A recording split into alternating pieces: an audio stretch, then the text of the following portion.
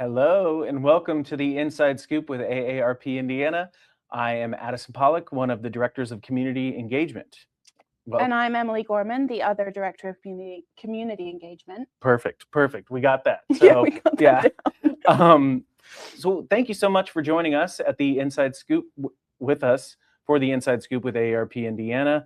Just as a reminder, the Inside Scoop with AARP Indiana is our local and federal focused web show, really just intended to demonstrate that AARP is more than just your membership. You may have heard the phrase, AARP is your wise friend and fierce defender. This show is doing the storytelling piece of that. We want to demonstrate and explain the work that we're doing out in the field in local communities across the state. And this series is where you'll hear updates from us, from our journeys on the ground. Yeah, and we come back once a month on the fourth Wednesday of the month. And you can find the episodes and previous episodes on our YouTube page at AARP Indiana. So go check that out. But yeah, same time, same place every month, fourth Wednesday of the month, right? That's right. Yep. Yeah. Please like and subscribe. And on Facebook. And on Facebook. Yeah. Please like and subscribe. Help spread the word. Yeah.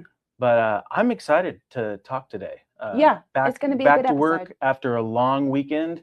And we're going to be talking about one of my favorite subjects, volunteering. Yeah. And we're back in the studio. Last episode, we were on our webcams. Yeah. It's nice to be back here in person. Hey, check this out. Look at the back of my shirt. Can you see it? Yes. Do you see what it says? Volunteer. That's right. Yeah. I wore this shirt today because we're talking about volunteering. Yeah. Yeah. I didn't connect the dots when I saw him this morning. That's right. Yeah. I got it. So, as you know, but I'm not sure if our viewers know, volunteers are really the backbone of what we do at AARP at large, but also Indiana, what we do across the state.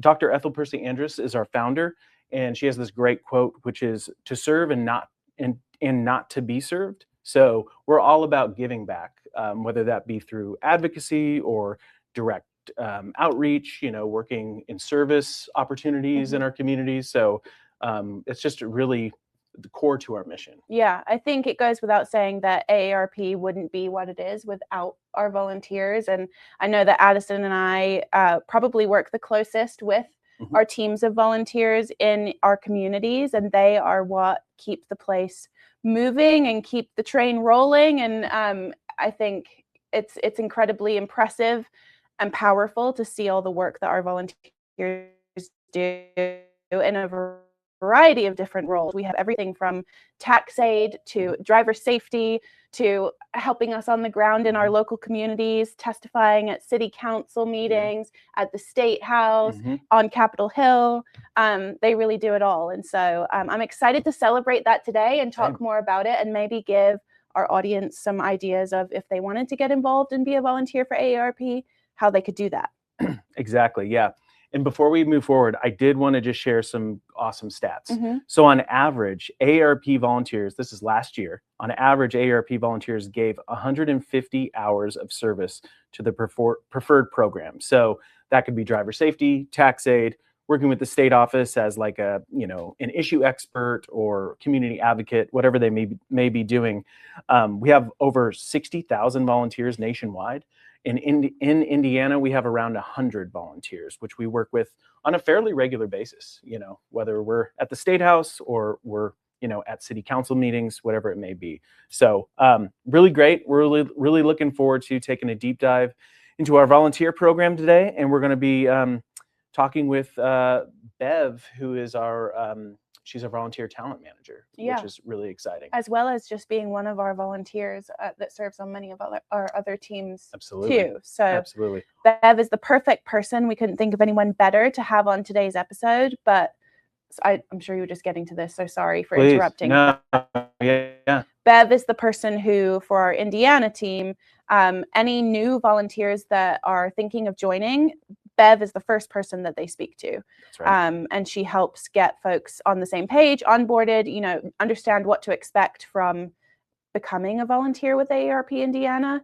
And so, we're super excited to have her on today. Yeah. And I failed to mention this one thing. This year is obviously the 250th anniversary of the country.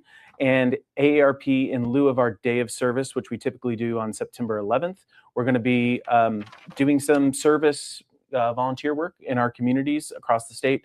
We encourage everyone out there watching to do that in honor of the anniversary. And we're going to be talking about that today with Bev. So just wanted to make a plug for that before we transition to our next segment. So. Perfect. Yeah. And with that, let's get to the inside scoop. Let's go.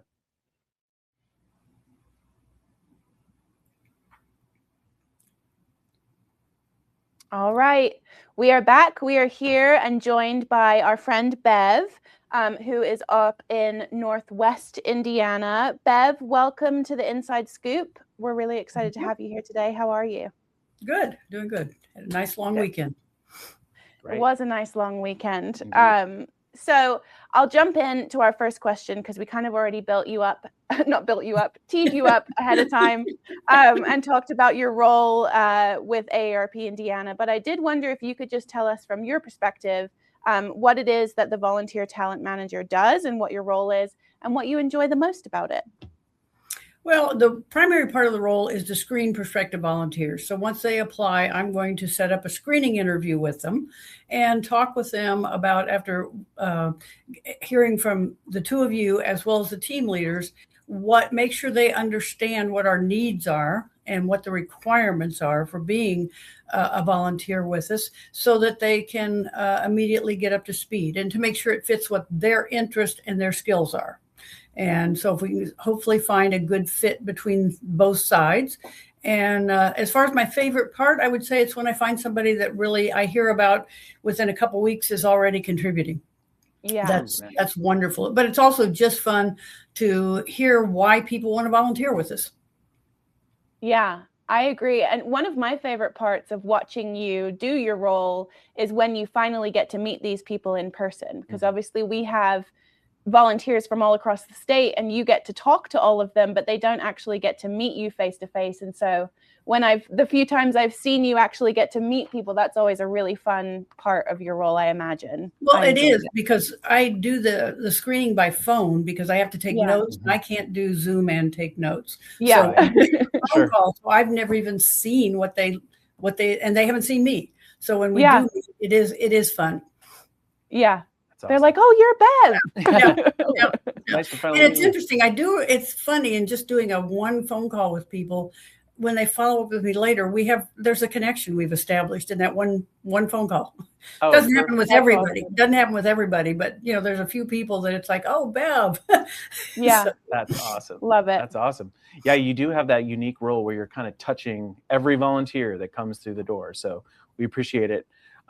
It's a good segue though, Bev, for my next question about volunteering with AARP. So as you know, from your activities working on, age-friendly communities work or giving, presentations out in communities, volunteering for AARP can look a little different than a typical volunteer role or service opportunity. Can you just describe what makes volunteering for AARP Indiana distinct from those other opportunities? I'll describe it from my perspective, and you two may have something else to add. But from my perspective, we really do depend on volunteers to help carry out the mission. We have a small staff in Indianapolis, and the volunteers are what makes things happen throughout the state then. And so when I'm talking with them, I really try to set out the requirements and expectations of what we really need so that they know in advance that we really expect them to attend their monthly meetings regularly, not necessarily every single one, but regularly.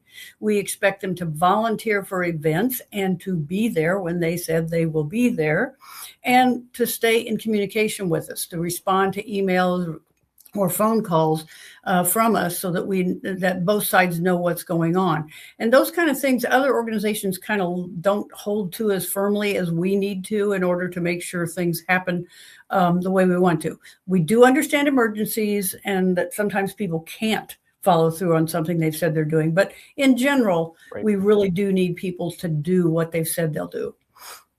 Yeah, and you raised a couple good points that I want to add on to is, capacity for us. Like, we are a staff of 8 in the city of Indianapolis, and we are a statewide organization. So to have that statewide reach, we really rely on volunteers. And then also just just having your lived experience is really important, I think.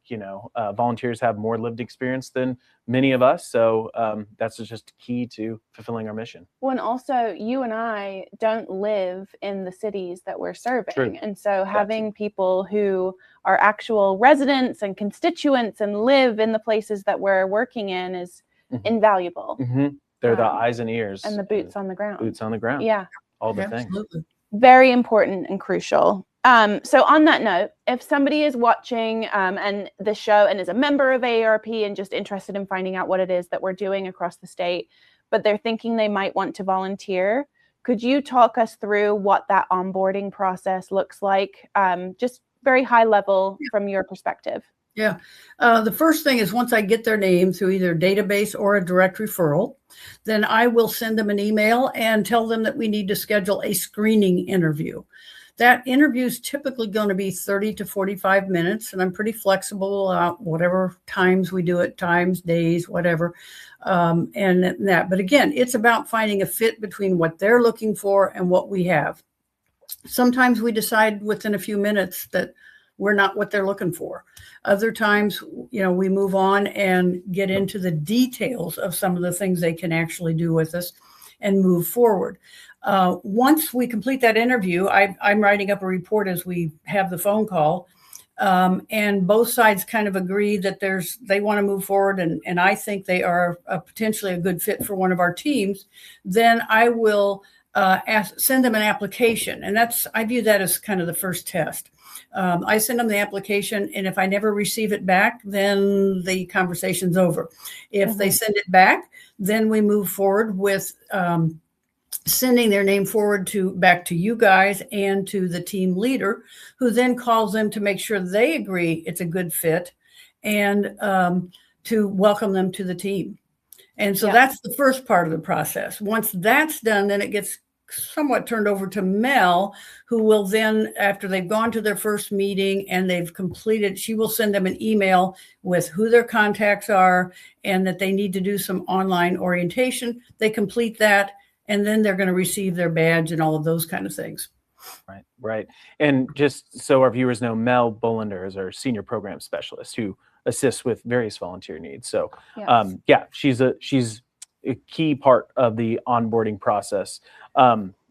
Just you describing it, Bev, it just reminds me how thorough our intake process is. It's very great. It's unusual. It's unusual, but it's helpful because, to the former question, it's like we have a very distinct type of volunteering. So you want to make sure it's the right fit, right? So it's interesting.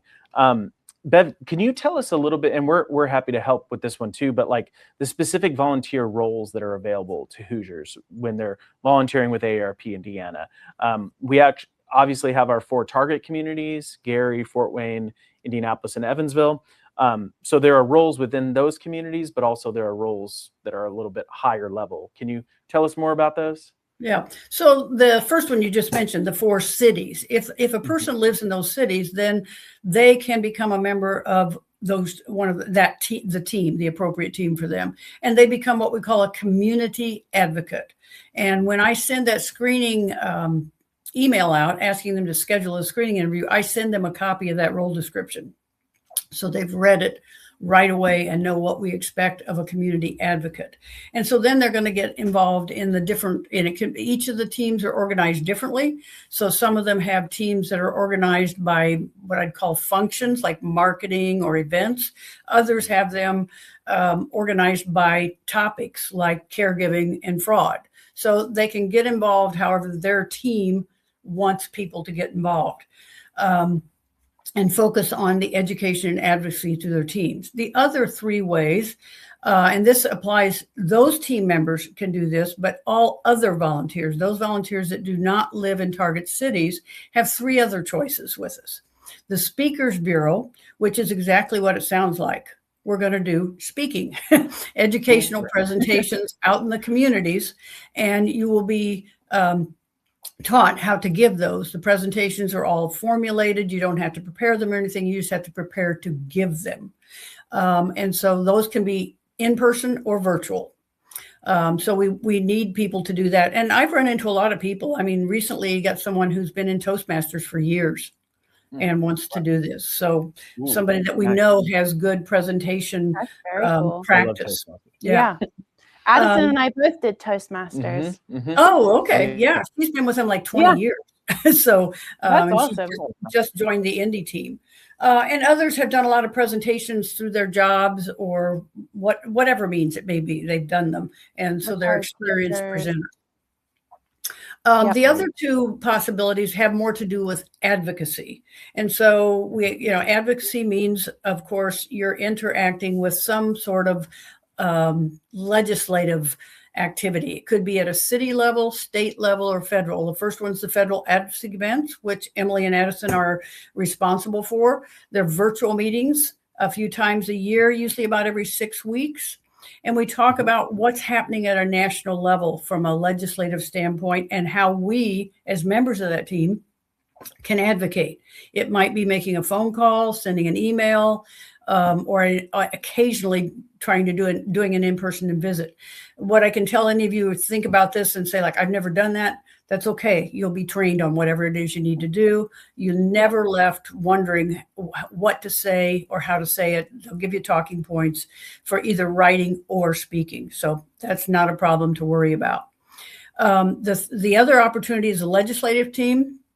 That's at the state level. But before you can get involved with that, you have to have been a volunteer for 6 months.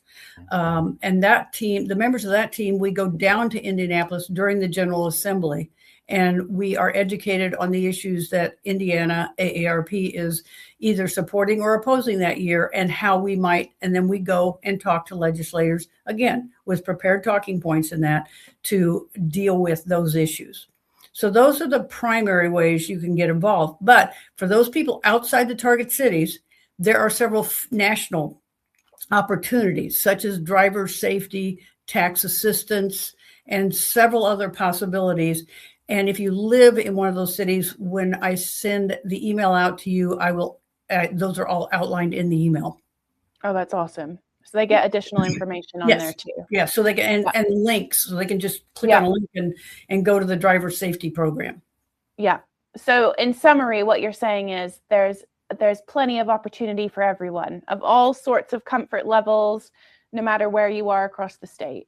Yeah, and doing it from your home or getting involved.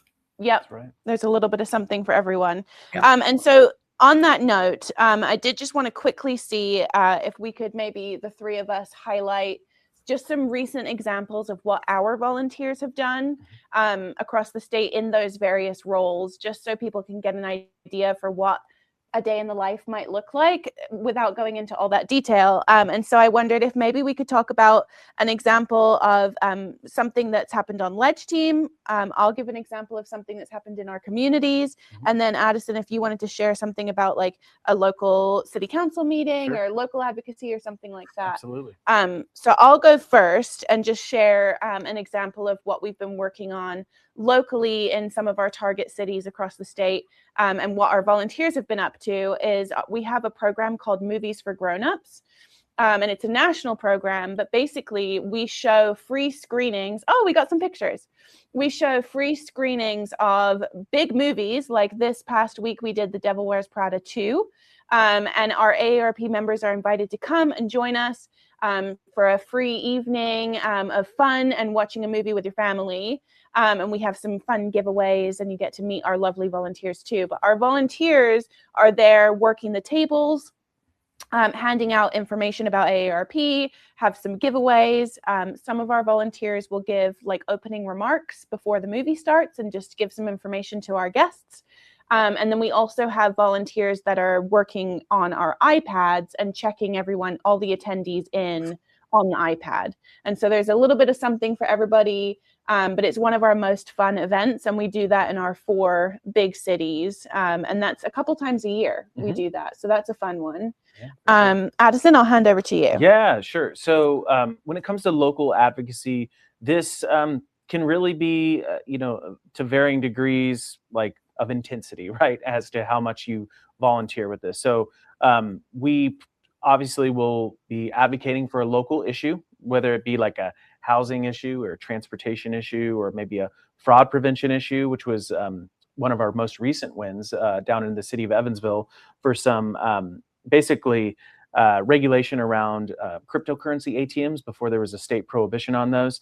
The city of Evansville was like the first community to pass those regulations, and that kind of kickstarted the whole thing. But the volunteer role for that was volunteer testimony and volunteers showing up and filling seats. You know, these red shirts are very visible from the podium and powerful. Yeah. You know, so it carries, the brand carries a lot of a lot of power. So we have volunteers such as Maddie Perry Lightfoot here who will testify, get up to the microphone. There's Beth. There's Beth. Oh my gosh.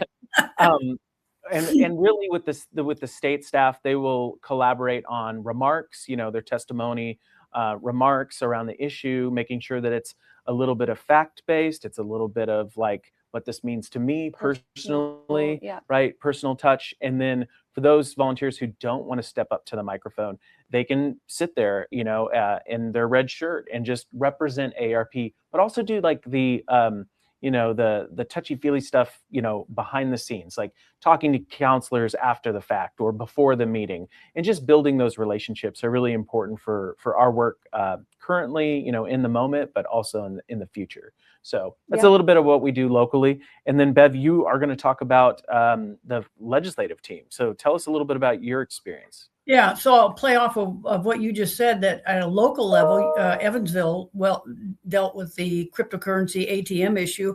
I was involved in that this year at the state level, where we were supporting legislation that would highly regulate that business, and spoke to people in the House. I had like 2 or 3 people I was assigned to talk to about why we had the position we had on supporting that legislation, and ask for their support. And that's always kind of interesting to kind of answer their question, be able to answer their questions and talk to them about that.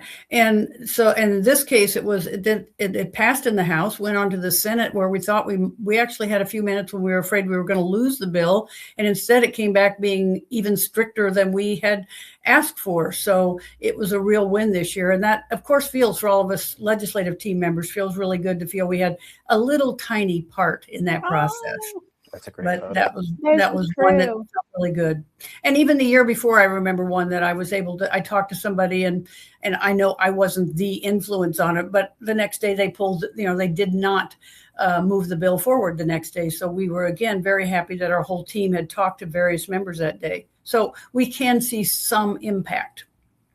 Yeah, definitely. And the example that you both gave is a really great one, because it highlights how our local work can influence our state work, and it's all connected. It's a really, really great way of telling that story. So I appreciate both of those examples.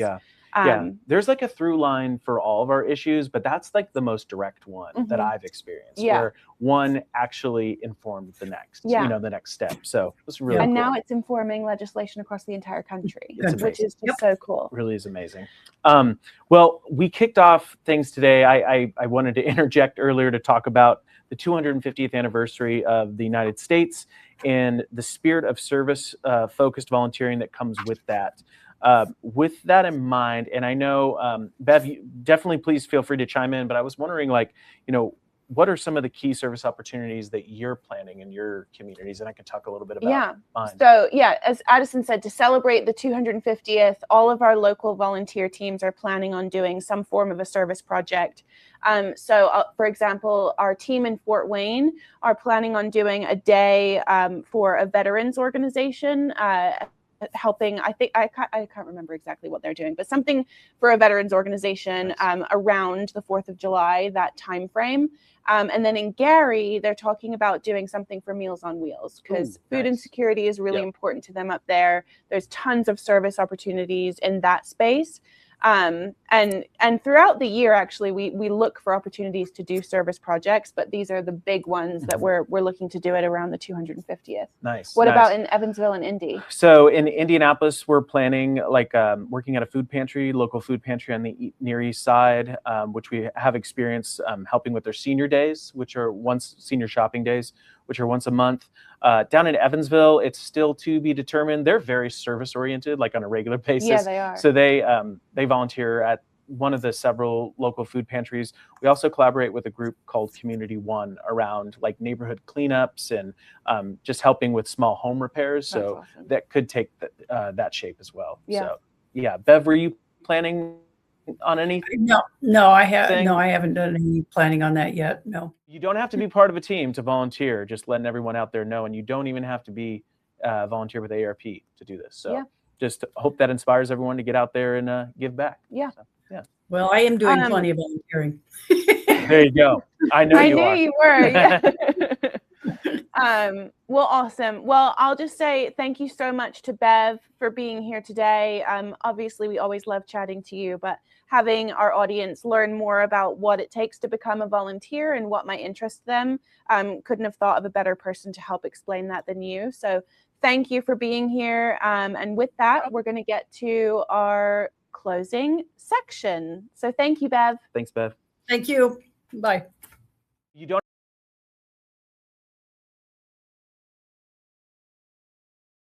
All right, Emily, that was a great conversation. It was a great conversation. Yeah. We love Bev. Yes, I was just actually saying, Bev probably did a better job than I could have talking about the volunteer opportunities. She's just very well versed in everything that we have to offer. So grateful to her, grateful to her service.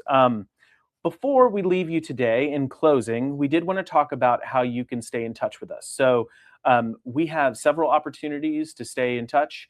We have our eActivist QR code there. So you can, on the left-hand side, you can connect to that and sign up for action alerts. So if we're working on a particular advocacy issue at the state, local, or even federal level, sometimes we'll send out action alerts around how you can get involved and make your voice heard. You can sign up for text alerts, so you can type that number into the field, the to field, and type join IN and provide your zip code. You will then receive text alerts, very similar to our action alerts, our email action alerts. And then finally, last but not least, you can sign up for our emails from AARP. This allows you to stay connected to events that are happening locally and online, many that are curated and created by yours truly. So with the support of our volunteers, as we talked about earlier. So definitely encourage you to sign up for all of those. And yeah, please stay in touch. And yeah, the big part of today's episode was all about volunteering. And so if you are interested in becoming a volunteer and you like what you heard today, you can head to our website at www.aarp.org/I-want-to, and it's the number 2, not the spelled out word 2, volunteer. So I want to volunteer. And that will take you right to a page that has some information about volunteer opportunities, but also our application that will submit your name to Bev, and then she will know to reach out to you and start that process to see if it's a good fit. So if you're interested, please head to that website and check it out. We'd love to have you join us. So stay connected, in touch, and we will see you next month.